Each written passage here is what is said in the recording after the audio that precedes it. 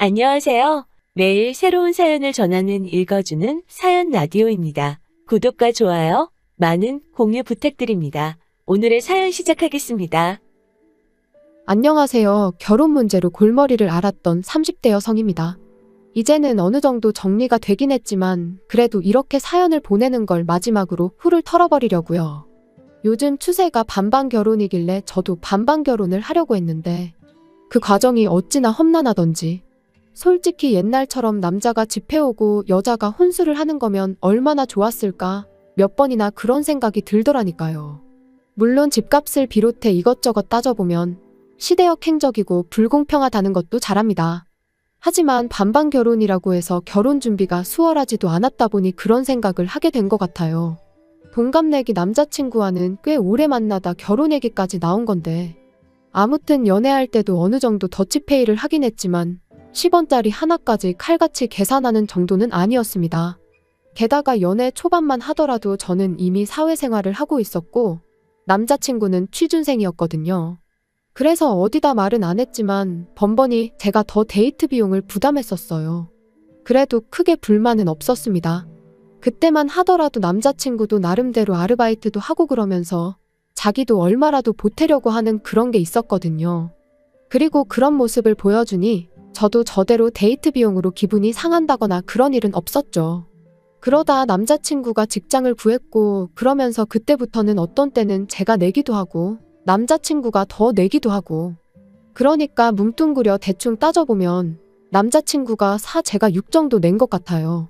그리고 남자친구도 이 부분이 내심 마음에 걸렸던 건지 결혼 이야기가 오가기 시작하자 먼저 이 이야기를 꺼내더라고요. 그래서 제가 그랬습니다.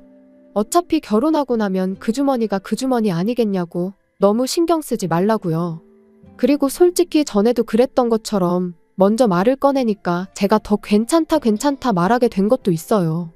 까놓고 말해서 당장 제가 남자친구한테 돈 얼마 받는다고 해서 제가 뭐 부자가 되는 것도 아니고 게다가 나름대로 긴 연애를 해오면서 남자친구의 성격이나 됨됨이에 있어서 제 나름대로 높은 점수를 주고 있었거든요. 그러니 뭐 굳이 꼬치꼬치 따져야겠다는 생각을 안 한 거죠. 그런데 결혼은 현실이라는 말이 정말 맞더라고요. 저희가 연애하는 동안에는 괜찮았는데 본격적으로 결혼 준비를 시작하면서부터는 번번이 부딪히기 일쑤였으니까요.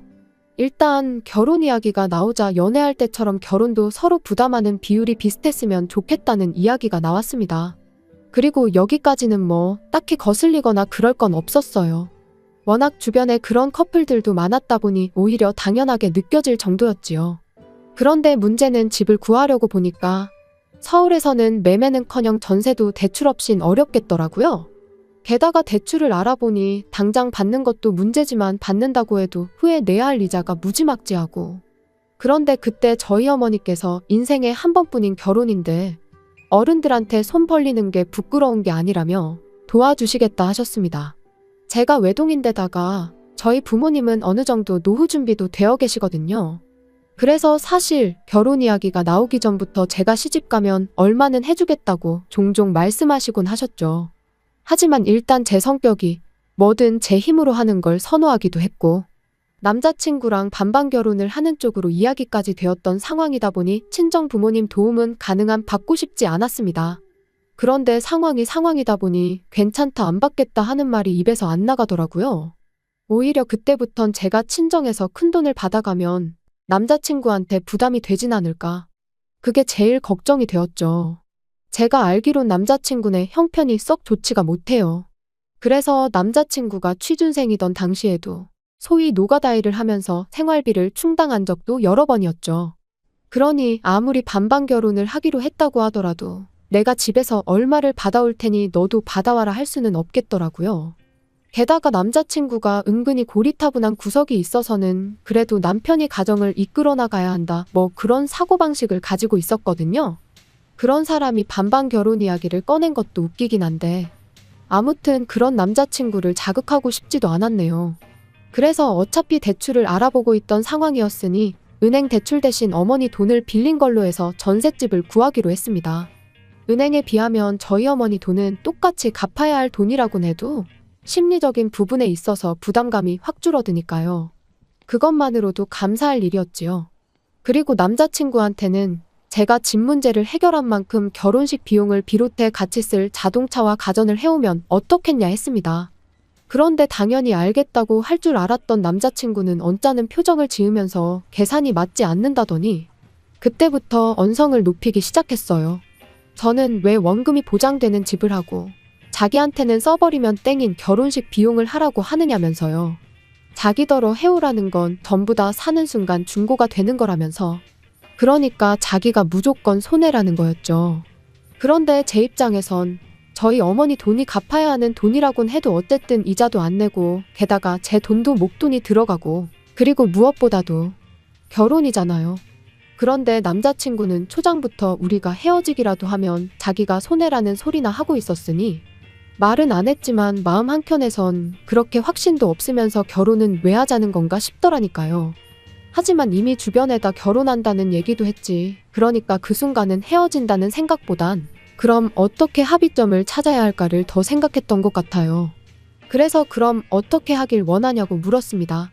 그랬더니 남자친구 말이 세상이 변했어도 남자가 집해오고 여자가 혼수해오는 게 그림이 맞지 않냐면서 제가 결혼식 비용과 혼수 그리고 자동차를 해오래요.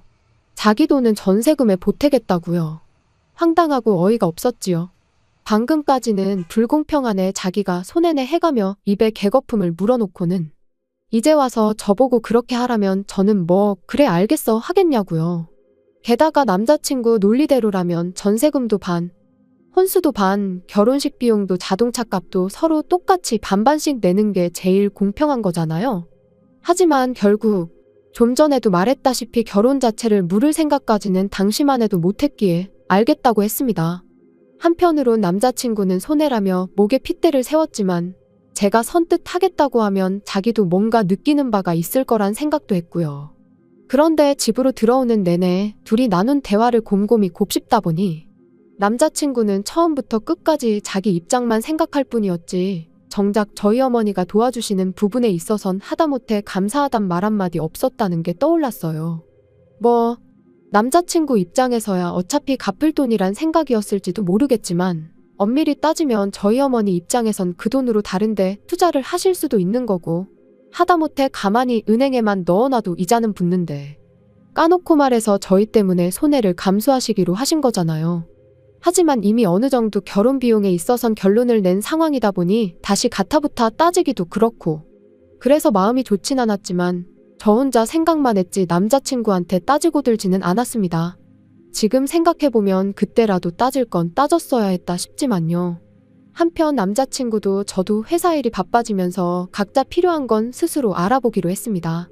그리고 그렇게 열흘쯤 지나 남자친구를 만났어요.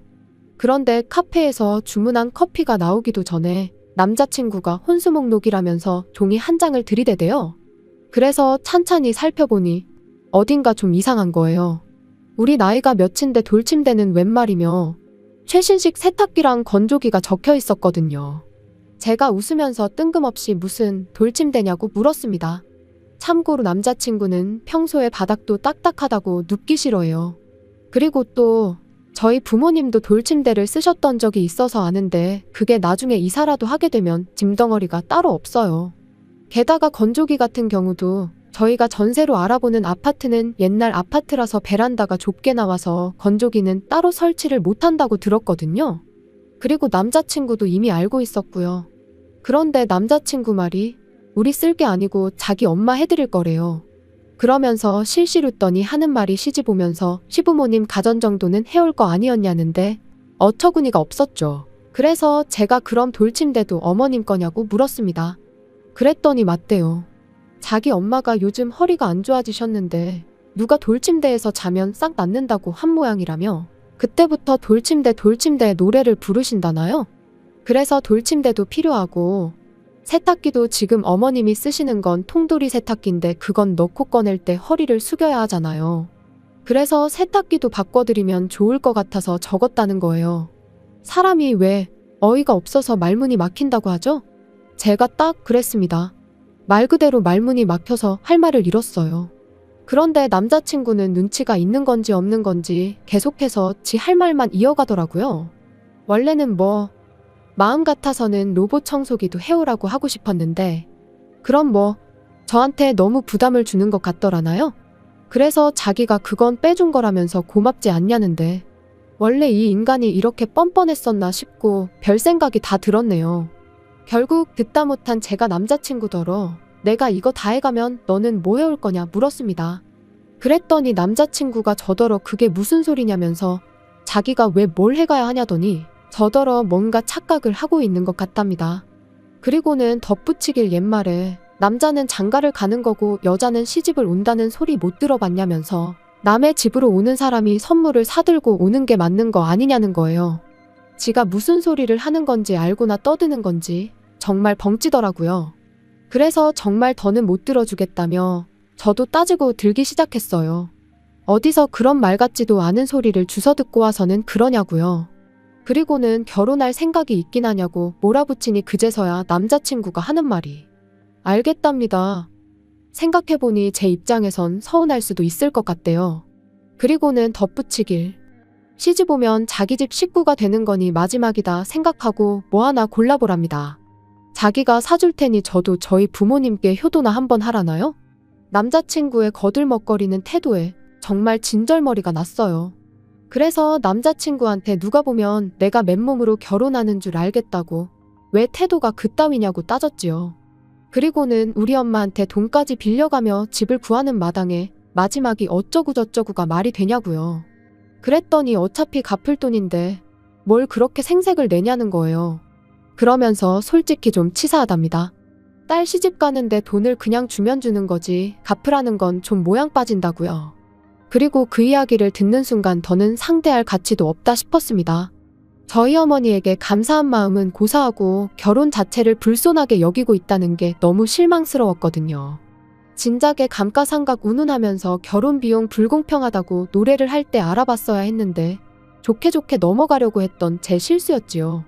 마음 같아선 결혼이고 뭐고 당장이라도 업자고 내지르고 싶었지만 그러기 전에 어떻게든 이 인간을 후회하게 만들어야겠다 싶대요.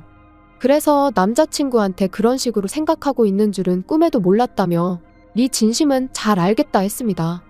그리고는 실은 그렇지 않아도 우리 엄마가 돈을 뭘 갚냐고 갚지 말라셨다며 그런데 너는 공평한 게 중요한 사람 같으니 너도 똑같이 우리 집에서 해주는 만큼 해오라고 했지요. 그랬더니 남자친구가 눈을 동그랗게 뜨더니 당황한 눈치더라고요. 하지만 그러던지 말던지 저 먼저 피곤하다 말하고 자리에서 일어나 바로 집으로 돌아왔어요. 그리고는 어머니께는 결혼 안 할 거니까 적금은 깨지 마시라고 했죠.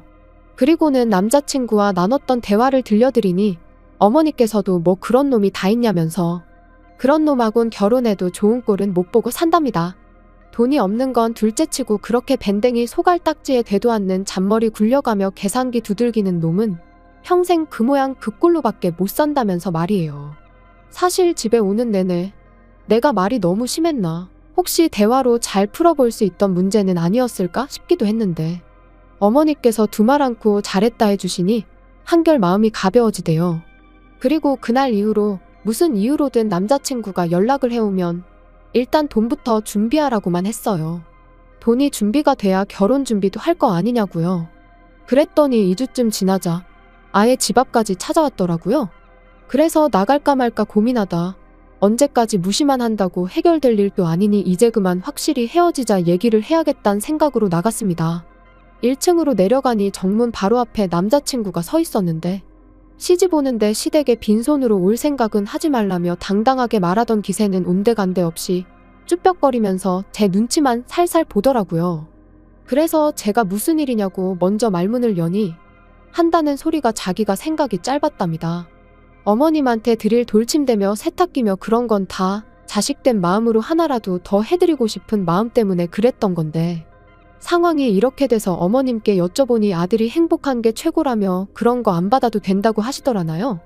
하지만 그런 말에 뭐 제가 감동이라도 했어야 할까요? 오히려 상황이 이렇게 되니까 일단 말만 그렇게 하는지 알 바냔 말이죠. 그래서 그냥 아무 말도 안 하고 남자친구만 다시 쳐다보고 있었더니 자기가 생각을 해봤는데 처음에 제가 얘기했던 대로 하면 아무 문제 없는 거 아니냐입니다. 제가 장모님 돈에 제 돈을 더해서 집을 해오고 자기는 그 외의 것들을 하면 되지 않냐고요. 그러면서 그렇게 하면 자기가 굳이 돈을 부모님께 받아올 필요는 없을 것 같다는데 아직 결혼도 안 했는데 무슨 장모님이냐고 헛소리 하지 말라고 말을 끊었습니다. 그리고는 나도 생각해봤는데 맞다고 네가 굳이 네 부모님한테 돈을 받아올 필요는 없다고 했어요. 그랬더니 말을 딱 자를 때는 당황하다가 돈을 똑같이 해올 필요 없다는 말에 얼굴에 화색이 돌더니 역시 그럴 줄 알았답니다. 그래서 제가 당연한 거 아니냐고 어차피 나는 너랑 헤어질 건데 네가 돈을 해오는 게 이제 와서 무슨 의미가 있겠냐고 했죠. 그리고 솔직히 너희 집 돈 해줄 상황 못 되지 않냐고 아주 직설적으로 물었습니다. 그 돈 해온다고 해봤자 기껏해야 네 부모님이 어디 가서 빌려다 주는 게 다일 텐데 그걸로 내가 발목 잡힐 일 있냐고. 됐다고요. 그랬더니 저더러 왜 그렇게 말을 못되게 하냐면서 자기 부모님 무시하는 말 한마디만 더하면 가만 안 있겠다나요? 그래서 이제 좀 상황 파악이 되냐, 네 주제를 알겠냐 했습니다. 그리고는 너 혼자 실컷 돈 열심히 벌어서 허리 아프신 어머님한테 돌침대도 사드리고 세탁기도 바꿔드리고 그렇게나 살라고 했네요. 그리고는 날 추워지는데 이제 그만 찾아오라고 집 앞에서 어슬렁거리는 거 보기 싫다고 했어요. 이럴 새에 나가서 아르바이트라도 하나 더 하라고요. 솔직히 실컷 빈정대고 나서 집으로 돌아왔는데 막상 그러고 나니까 마음이 편치만은 않았습니다. 요즘 워낙 이상한 남자들도 많아서 이별하는 것도 조심히 해야 한다는데 제가 너무 자극을 했나 싶기도 하고 그래서 요즘엔 아버지께서 계속 지하철역까지 절 데려다 주시고 데리러 오시고 그러세요. 이 나이에 아버지 에스코트를 받을 줄은 몰랐는데 파혼도 그렇고 여러 가지로 면목이 없네요. 아무튼 어떻게 마무리를 해야 하나 싶은데 이제 지도 지가 똥차라는 건 확실히 알았겠죠? 하긴 뭐 더는 제가 알 바는 아니지만요. 사연 들어주신 여러분들도 아니다 싶을 땐 확실히 짚고 넘어가세요. 저처럼 좋은 게 좋은 거라고 당장 스트레스 받는 게 두려워서 못 본 척 모른 척 지나가지 마시고요. 옛말에 호미로 막을 거 가래로 막는다잖아요. 여러분은 저처럼 시간 낭비하시는 일 없으시길 바랍니다. 긴 이야기 들어주셔서 감사합니다. 오늘의 사연은 여기까지입니다. 구독과 좋아요, 알람 설정해주시면 앞으로 더 좋은 사연으로 찾아오겠습니다. 감사합니다. 감사합니다. 감사합니다. 안녕하세요. 매일 새로운 사연을 전하는 읽어주는 사연 라디오입니다. 구독과 좋아요, 많은 공유 부탁드립니다. 오늘의 사연 시작하겠습니다. 안녕하세요. 제 2의 인생을 그려나가고 있는 30대 여성입니다. 제 시댁 식구들은요, 멀쩡한 사지육신을 두고도 어떻게 하면 저 하나 등쳐먹고 뜯어먹을 궁리만 하던 사람들이었어요. 정말이지 제가 오래 산 건 아니지만 그렇게 염치 없고 뻔뻔한 족속들은 처음이었죠. 그리고 피는 못 속인다고. 연애할 땐 몰랐는데 남편도 별반 다를 게 없더라고요. 남편하곤 아는 언니의 소개로 만나 1년을 사귀었어요. 남편이나 저나 나이가 있다 보니 어느 정도는 결혼을 염두에 두고 만나왔고요. 그리고 솔직히 저는 남편이나 저나 둘 다 직장 생활을 한 지도 꽤 되었고 앞으로도 계속 맞벌이를 할 거라고 생각했으니까 남편과 결혼하는 걸 걱정해 본 적은 없어요. 게다가 저희 부모님께선 예전부터 제가 결혼할 때 한 1억 정도는 지원해 주시겠다고 하셨으니까요. 그런데 막상 본격적으로 결혼 이야기가 나오고 나니 남편이 한다는 말이 돈이 없답니다. 직장 생활을 8년이나 했는데 겨우 3천밖에 못 모았다나요? 시댁에서 도와줄 수도 없다고 했고요. 그래서 저는 남편에게 그럼 당장 결혼하는 건 무리라고 솔직하게 얘기했습니다. 양쪽이 차이가 많이 나는데 분명 친정 부모님께서도 탐탁치 않아 하실 거고 그럼 그런 우리 부모님을 설득하는 과정에서 나나 당신이 얼마나 상처를 받을지 안 봐도 뻔하다. 그렇다고 당장 헤어지자는 건 아니고 앞으로 한 1년만이라도 얼마라도 빡세게 모아보자. 하지만 남편의 고집은 완강했습니다. 세상에 누가 결혼할 때 모든 걸 완벽하게 갖춰놓고 결혼하냐면서 일단 없으면 없는 대로 하고 이후로 같이 노력하면 되는 거 아니냐고요. 그리고 이 상황을 친한 친구에게 털어놓으니 친구가 보인 반응 또한 뜻밖이었습니다. 남편이 해오는 게 없고 시댁에서도 해주는 게 없으면 적어도 너한테도 이것저것 요구하진 못할 거 아니냐. 어쩌면 그게 차라리 속 편할 수도 있다. 어쩐지 남편 말도 친구 말도 다 일리가 있는 것 같았어요. 그리고 무엇보다도 일단 저부터가 헤어지는 건 엄두가 나질 않았던 게 사실이고요. 그러니 어떻게든 좋은 쪽으로 생각을 해보려고 노력을 했던 것 같습니다. 그래서 결국 마음을 다잡고 결혼을 하기로 했는데 문제는 결혼을 준비하는 과정 또한 순탄치만은 않았다는 거예요. 집을 알아보는데 매물도 없고 집값도 많이 올라 아무리 저희 친정에서 보태주신다고 한들 매매는커녕 전세도 대출을 받지 않고는 방법이 없겠더라고요. 게다가 저희가 살게 될 집에서 회사까지의 거리도 무시할 수 없었죠. 그래서 결국 남편과 제 회사 중간쯤으로 해서 오피스텔 생활을 하기로 했습니다. 그런데 그렇게 집 문제까지 해결하고 며칠이 지났을 때였어요. 어머님께서 연락을 해오셔서는 퇴근길에 잠깐 들렸다 가라시대요. 참고로 회사에서 저희 친정까진 30분 거리고 시댁까지는 1시간은 좋게 걸리는 거리입니다. 그러니 당연히 좀 번거롭게 느껴진 게 사실이에요. 그래서 제가 바로 대답을 못했더니 어머님께서 대뜸 오라면 네 하고 오면 될 것이지 무슨 뜸을 들이냐며 언성을 높이시는 게 아니겠어요? 너무 당황스러워서 일단 죄송하다 얼른 가겠다 하고는 곧장 남편에게 전화해 어머님이 집으로 오라고 하시던데 혹시 무슨 일이라도 있냐고 물었습니다. 이유라도 알고 가면 저도 나름대로 생각을 하고 갈 수 있으니까요. 그런데 남편이 아주 금시초문이라는 듯 오히려 저한테 이유를 묻대요. 그러니 저로서는 시댁에 가는 내내 어찌나 초조하고 긴장이 됐는지 몰라요. 그리고 그렇게 부랴부랴 도착한 시댁에서 어머님은 생각지도 못한 이야기를 꺼내셨습니다. 듣자 하니 오피스텔에서 살 거라던데 그게 사실이냐고요. 그래서 그렇다 하니 그럼 혼수는 어떡할 거냐대요. 그런데 이때 전 솔직히 어머님이 뭐라도 하나 해주시려고 물으시는 줄 알았어요. 아무래도 저는 모아둔 돈에 친정에서 해주는 것까지 하면 거의 2억 가까이 들고 가는데 남편은 겨우 3천만 들고 오는 상황이었으니까요. 그러니 어머님도 마음이 쓰이시는가 보다. 그래서 뭐라도 하나 해주고 싶으신 건가 뭐 그런 식으로 생각을 한 거죠. 그래서 걱정 마시라고 요즘 오피스텔은 풀옵션이라고 해서 웬만한 건 다 갖춰져 있다 했습니다.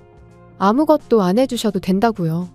그런데 어머님이 보이신 반응은 제 예상과는 전혀 달랐습니다. 저더러 너 지금 무슨 얘기를 하는 거냐시며 너 그럼 아무것도 안 해오겠다는 거냐고 물으셨거든요. 그리고는 맏며느리 자리로 시집을 오면서 맨손으로 오는 게 말이 되냐고. 다른 집은 맏며느리가 시집 올 때 시부모 밍크 사주고 신우 명품백 사주고 그런다던데 넌 어떻게 그렇게 뻔뻔하냐입니다. 그리고는 이 결혼을 시키는 게 맞는지 모르겠다 하시는데 거기서 저도 확 정신이 들었죠. 그리고 그때는 결혼이 엎어지더라도 할 말은 해야겠다 싶어서 저도 따박따박 따지고 들었어요. 그렇게 치면 저희 집에서도 남편이 맞사위인데 남편도 해오는 거 하나도 없다. 그리고 어머님이 먼저 말씀을 그리 하시니 저도 하는 건데 저는 2억 들고 결혼하는데 남편은 3천이 다다.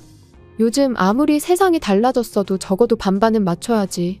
어떻게 겨우 3천만 들려서 아들 장가를 보내시냐. 그랬더니 어머님께서 저한테 누가 너더러 그만큼 들고 시집 오라고 했냐입니다. 네 부모가 내 아들 좋으라고 그 돈 해주냐고. 너 좋으라고 해주는 거 아니냐면서요. 그리고 그렇게까지 이야기가 나왔으니 솔직히 저는 이 결혼은 안 하는 게 맞다 싶더라고요. 그래서 무슨 말씀이신지 잘 알겠다. 부디 어머님 마음에 쏙 드는 며느리 찾으시라 말씀드리고 뒤도 안 돌아보고 자리에서 일어났지요. 그리고는 현관으로 향하는데 신우가 기가 막힌다는 눈빛으로 저를 쳐다보더라고요. 그래서 저도 똑같이 한번 쏘아보고는 문이 부서져라 닫고 나왔습니다. 집으로 돌아오는 내내 생각할수록 괘씸하고 어이가 없었어요. 그래서 남편에게 전화해 어머님께서 하셨던 이야기를 그대로 전하고는 이렇게 됐는데 결혼은 무슨 결혼이냐고. 죄다 없던 일로 하자 했습니다. 그랬더니 남편이 안절부절 못하는 목소리로 일단 만나자며 사정을 하대요. 하지만 이미 제 마음은 확고했기에 됐다고 거절했어요. 그런데 막상 집에 도착하니 방 안에 쌓여있는 청첩장들이 눈에 들어왔습니다. 그리고 이내 이 나이에 파혼했다 하면 주변에서들 날 어떻게 볼까 싶고 한편으론 부모님 체면에도 먹칠을 하는 건 아닌지 정말 별의별 생각이 다 드는 거예요. 그리고 그 와중에 남편은 계속해서 자기가 어머니하고 제대로 단판을 짓겠다며 한 번만 자기를 믿어달라고 문자를 보내댔고요. 그래서 결국 원래대로 결혼하기로 한 거죠. 그리고 정말로 약속대로 남편이 어머님하고 단판을 잘 지었는지 이후로 결혼식까지 어머님께선 억지를 쓰시거나 무리한 요구를 하지 않으셨습니다. 그래서 저는 이제부터라도 어머님과 잘 지내봐야겠다고 생각을 했죠. 그런데 어머님이 괜히 가만히 계셨던 게 아니었어요. 신혼집을 얻고 하는 과정에서 일단 대부분은 제가 가진 돈으로 해결할 수 있었기에 남편이 모아둔 3천만 원은 제가 달라고 하질 않았었어요. 그 돈으로는 차를 사면 되겠다 싶었거든요. 그런데 결혼하고 며칠 지나지 않았을 때 중고차 구경을 하다가 정말 괜찮은 차를 발견했습니다. 그래서 남편에게 이 차로 사면 될 것 같으니 돈을 달라고 했거든요. 그랬더니 자꾸 이 핑계 저 핑계만 대면서 돈을 주지 않는 거예요. 그리고 그런 남편의 태도가 너무 미심쩍어서 그럼 알겠다, 차는 안 사도 된다. 하지만 돈은 일단 보내달라 했습니다. 그랬더니 그걸 왜 달라고 하냐면서 오히려 언성을 높이는 게 아니겠어요? 그리고 그런 남편의 태도가 정말 어찌나 수상쩍던지. 그래서 저도 지지 않고 같이 소리를 지르기 시작했어요. 그랬더니 그제서야 하는 말이 자기한테 1,000만 원밖에 없답니다. 어이가 없었어요. 결혼 이야기 나오고 지금까지 반년 동안 도대체 2천을 어디다 쓴 건지 감이 안 왔거든요. 그래서 혹시 주식했냐 코인했냐 물으니 그것도 아니랍니다. 그리고는 하는 말이 어머님한테 드렸대요. 죽기 살기로 키워놨더니 은혜도 안 갚고 장가를 가냐며 나오지도 않는 눈물을 쥐어짜내고 효를 하시길래 보다 못해 얼마면 되겠냐고 소리를 질렀더니 언제 울었냐는 듯 일단 2천이라고 하시며 계좌로 보내라고 하시더라나요. 그래서 진짜 치사하고 더러워서 드렸다고요. 그리고 그 당시엔 남편 말을 정말 고지고대로 믿었기에 정말 크게 충격을 받았어요. 남편이 불쌍하기도 했고요. 그래서 더는 따지지 않고 알겠다 했습니다. 그리곤 그냥 남은 1,000만 원만 제가 가지고 왔어요. 남편이 들고 있다가는 그나마도 뺏기지 싶어서 말이에요. 그런데 생각지도 못한 골치 아픈 일이 또 터졌습니다. 이제 정말 돈 좀 모아볼까 하는 타이밍에 남편 회사가 부도가 나면서 남편이 실직을 하게 됐거든요. 그리고 솔직히 저에게 남편의 실직 자체는 그렇게 큰 일은 아니었어요. 사람이 살다 보면 이런저런 일도 있고 인생이란 게 다 제 뜻대로만 되는 건 아니니까요. 그렇지만 실직 이후로 남편이 보여준 그 태도, 그게 저를 너무 힘들게 했습니다. 제 취업은 고사하고 오로지 게임과 술에 의지하며 하루하루 허송세월을 보내기 시작했거든요. 그리고 그렇게 2달이 넘어가니 제 인내심도 바닥이 나대요. 그래서 남편더러 언제까지 그렇게 살 거냐니까 때가 되면 다 알아서 할 거라더니 대뜸 저더러 가게를 얻어달랍니다. 하다못해 포장마차라도 하나 열어달라나요? 어이가 없었어요. 라면도 하나 제대로 못 끓여 먹는 주제에 포장마차라뇨. 그래서 돈이 어딨냐고 말도 안 되는 소리 좀 하지 말라고 했어요. 그랬더니 자기가 가져온 1,000만 원 얘기를 하면서 그걸로 하면 될 거 아니냐는 거예요. 그리고는 이 이야기가 어떻게 시부모님 귀에까지 들어가서는 그때부터 어머님한테 하루가 멀다 하고 연락이 오기 시작했습니다. 남편이 뭘 좀 해보겠다는데 마누라가 돼서는 지지는 못해주고 초나치고 앉았냐면서요.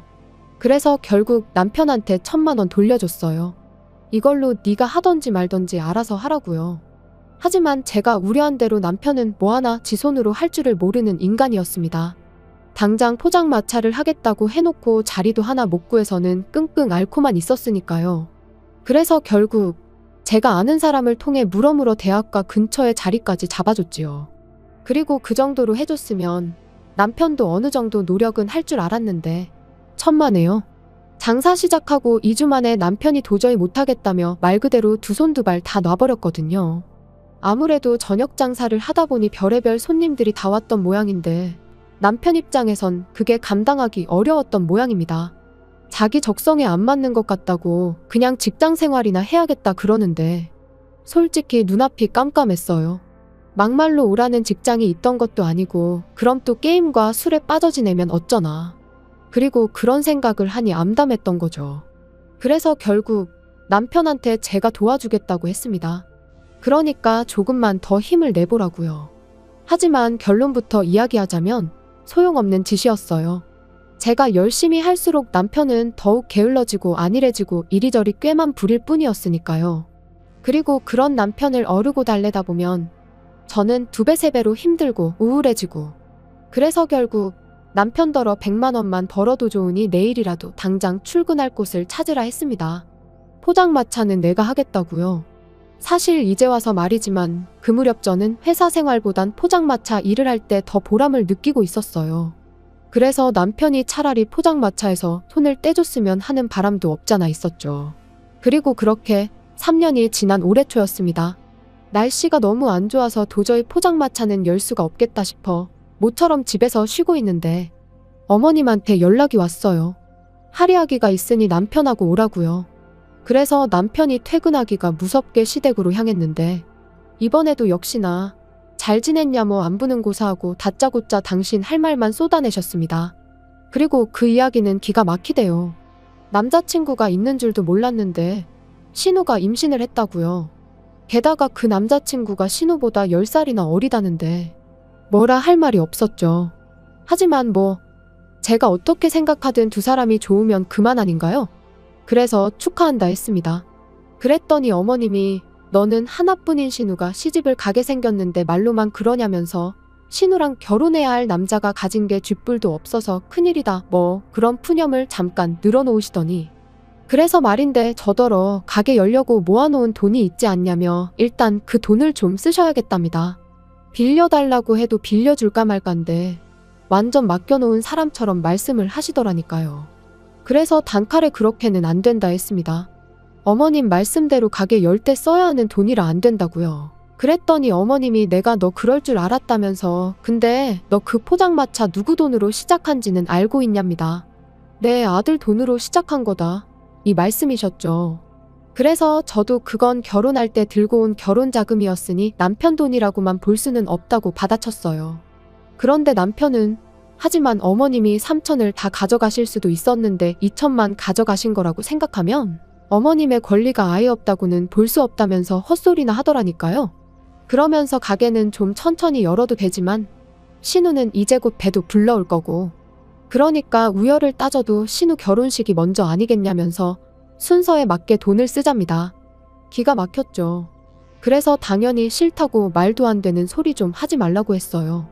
그리고는 남편더러 내가 그 돈을 어떻게 벌었는지 누구보다 잘 알면서 그런 소리가 나오냐고 그럴 것 같으면 당신이 당신 앞으로 대출받아 빌려주라고 쏘아붙였네요. 그랬더니 저희 어머님은 또다시 아니 돈이 있는데 뭐하러 쓸데없이 대출을 받아서 이자를 내냐며 저더러 그렇게 네 욕심만 챙기면 못 쓴다나요?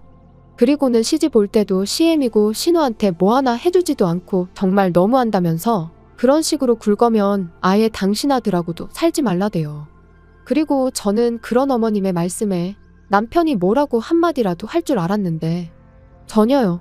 남편은 어머님이 하시는 말씀이 전부 다 옳다는 표정으로 저를 바라볼 뿐이었어요. 그래서 저도 몇 초간 남편을 바라보다가 알겠다고 했습니다. 데려가시라고 지금 당장 제가 먼저 남편을 포기하겠다고요.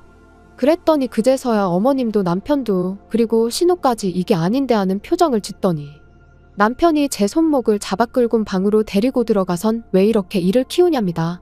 그냥 이참에 몇 푼이라도 도와주고 어머님한테 인정받고 하면 얼마나 좋으냐면서요. 하지만 이제 와서 인정은 무슨 다 필요 없다 했습니다. 당장 남편부터가 내 마음 하나 몰라주는데 어머님한테 인정받는 건 나한테는 아무런 의미도 없다고요. 그리고는 신우 배가 불러오든 말든 시집을 가든 못 가든 그건 다 니네 식구들끼리 알아서 해라 하곤 방 밖으로 뛰쳐나왔지요. 그리곤 안녕히 계시라는 인사는커녕 뭐를 하건 간에 분수껏 하라고 괜한 사람 괴롭히지 말라 했습니다. 남편한테는 이 짐은 퀵으로 다 보내줄 테니 따라 나오지 말라 했어요. 집으로 돌아오는 내내 마치 결혼 전 어머님한테 처음 폭언을 들었던 그날처럼 어찌나 분하고 속상하던지 눈물만 하염없이 흐르더군요. 그리고 남편하고는 결국 협의 이혼했습니다. 포장마차 시작할 때 들어간 비용의 반을 돌려주는 조건으로 깔끔하게 헤어졌지요. 솔직히 그 돈도 주기 싫었지만 그나마도 안 주면 도무지 나가 떨어질 것 같지가 않아서 별 수 없었네요. 듣자 하니 남편은 저와 이혼하고 얼마 안 가 또 회사에서 잘린 모양입니다. 그런데 이번엔 남편이 회사 공금에 손을 댔다는 소문이 있어요. 혹시 신우 결혼 때문에 그런 짓까지 한 걸까요? 이제 뭐 저랑 상관없는 사람이니까 제 알 바는 아니지만 남편을 생각하면 불쌍하기도 하고 한편으론 한심하기도 하고 미움보다는 애증이라고 봐야 할 것 같네요. 아무튼 남편과는 헤어졌지만 그 사람이 아니라면 장사를 시작할 엄두조차 못 냈을 테니 고마운 마음도 조금은 남아있기에 그 사람은 그 사람대로 잘 살기를 바랄 뿐입니다. 긴 이야기 들어주셔서 감사합니다. 오늘의 사연은 여기까지입니다. 구독과 좋아요, 알람 설정해주시면 앞으로 더 좋은 사연으로 찾아오겠습니다. 감사합니다. 감사합니다. 감사합니다.